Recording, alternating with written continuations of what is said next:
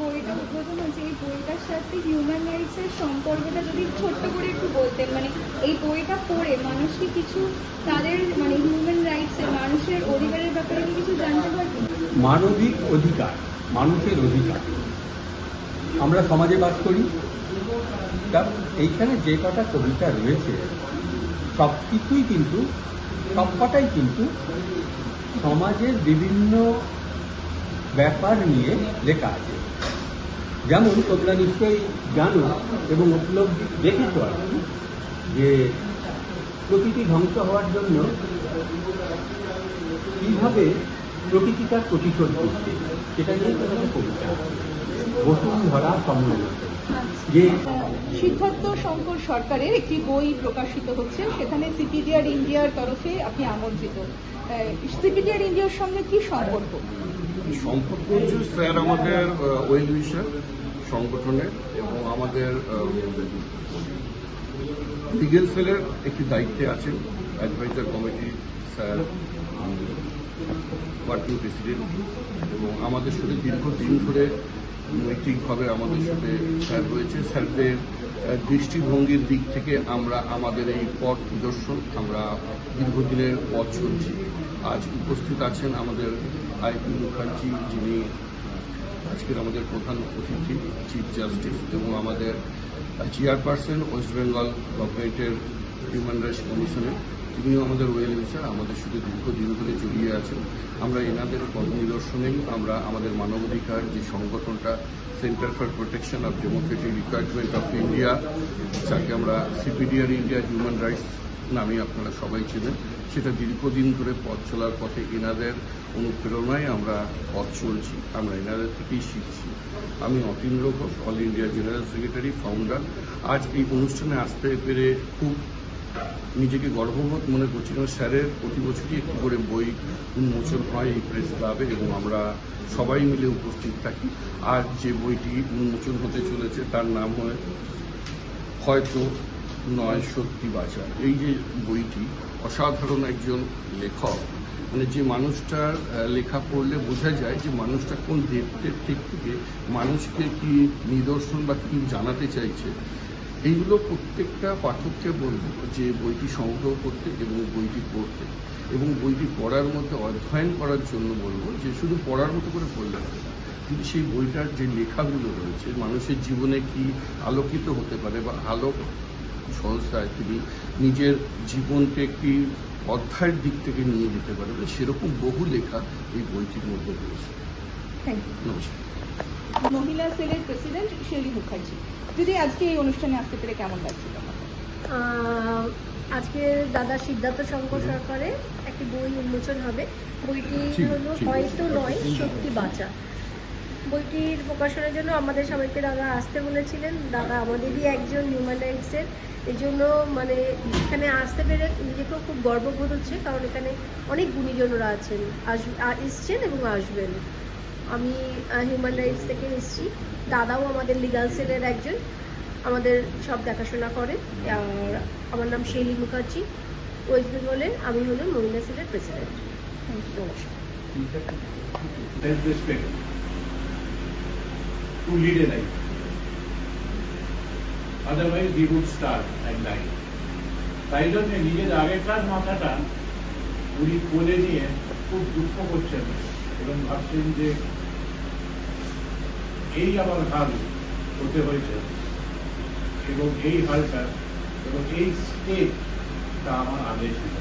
উনি দুঃখ করে মাথাটা নিজের কোলে নিয়ে নিজেই দুঃখ করছেন, কিন্তু কোনো উপায় নেই। অসাধারণ অসাধারণ, আর এটা কৃতিত্ব দিতে হবে কিন্তু আমাদের কেন হয়তো টাটাগি গ্রামের অ্যাডভোকেট হাইকোর্টের, সে কিন্তু ছবিটা এঁকেছে। তাকে আমি কিন্তু বলে দিয়েছি যে এই হচ্ছে আমার ভাবনা, সে কিন্তু তাকে ওটা এঁকেছে। কৃতিত্ব ক্রেডিট গোজ উইথ টাটাগি গ্রামে। কিন্তু ভাবনার ব্যক্ত করলেন কি তুমি অসাধারণ অসাধারণ ভাবনার অসাধারণ একটা এটা আমার মনে হয়েছে। এখন রবীন্দ্রনাথ ঠাকুর কিভাবে আমি ওনাকে বলতে বলবো না, এটা একজন শরণাপন্ন না হলে হয়তো জানতে পারতাম না যে অসাধারণ একজন মানুষ কিভাবে আরো সুন্দরভাবে মানুষের জীবনে কিছু ছাপ রেখে যায়, সেই ছাপটা আমাদের মধ্যে দীর্ঘদিন ধরে, বহু বছর ধরে রেখে গেছে। তার জন্য স্যারকে আমি শতকোটি প্রণাম জানাই, যে মানুষটা না থাকলে হয়তো আমরা আমাদের এই সংগঠনকে একটি জায়গায় নিয়ে যেতে পারতাম না। তাই এখানে অনেক মহান মহান ব্যক্তিরা বসে আছেন, যারা যাদের কর্মজীবনে মানুষকে শিখিয়েছেন কোনটা ন্যায় কোনটা অন্যায়। তাদের দেখেই আমরা শিখছি, আমরা আরো শিখব। এবং প্রত্যেকটা মানুষকে বলবো, এই বইটি উন্মোচনের পরে সবাই এই বইটি সংগ্রহ করার চেষ্টা করবে এবং বইটি ভালোভাবে পড়ে নিজের জীবনে কিছু যাতে ফল পান আপনারা, সেটা চেষ্টা করে দেখবেন। অসাধারণ লেখা, তার মধ্যে বহু লেখা রয়েছে যে মানুষের জীবন ধারণাকে পাল্টে দিতে পারে। নমস্কার, থ্যাংক ইউ। আজকে এরকম বইটা উন্মোচন করলেন, সেই ব্যাপারে কি বলবেন?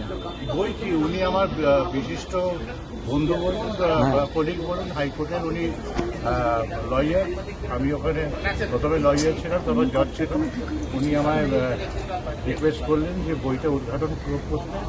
আমি বইটা পড়ে দেখলাম যে বইটার ভেতর অনেক ফিলসফি আছে, অনেক চিন্তাধারা আছে এবং আর কোনো কনসিডারেশন নয়। উনি আমার মানে বিশিষ্ট বন্ধু, দাদা, যাই বলুন, সেই খাতিরে আমি বইটা এইভাবে করলাম। যে বিশেষ লাইনগুলো আপনি তুলে ধরলেন সবার মাঝখানে, হ্যাঁ। সেগুলো আপনাকে ভাবিয়েছে এই বইটা এত সুন্দর? হ্যাঁ, সেই বইটাতেই আছে। আমি ওটা ইন্টারপ্রেট করেছি আচ্ছা, যে আচ্ছা। একজন মানুষ তার মাথায় তার নিজের মাথায় কোলে নিয়ে বসে কাঁদছে।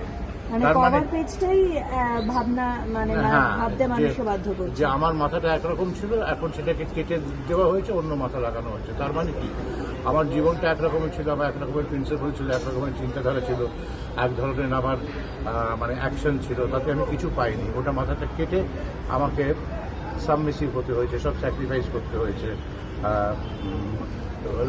লোকের মানে ইনসাল্ট, অপমান সহ্য করে বাঁচতে হচ্ছে।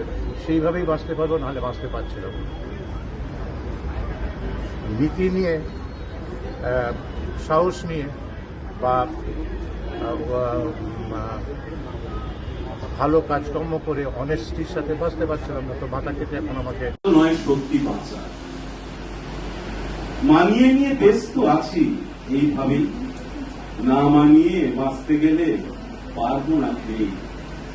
না মানানোর দস্যুগুলো থাকুক কোন ঠাসা, তত্তরিয়ে কাটছে তো দিন, জীবন চলছে ভাষা।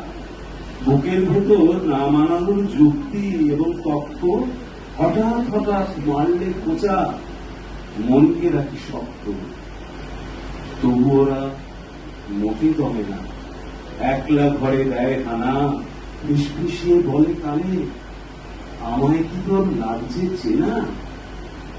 আমি তো তোর ছোটবেলার স্বপ্নে দেখা প্রতিবাদী সুর, আমায় ছেড়ে হয়তো কখন চলে গেছিস অনেক দূর। মানিয়ে নেওয়ার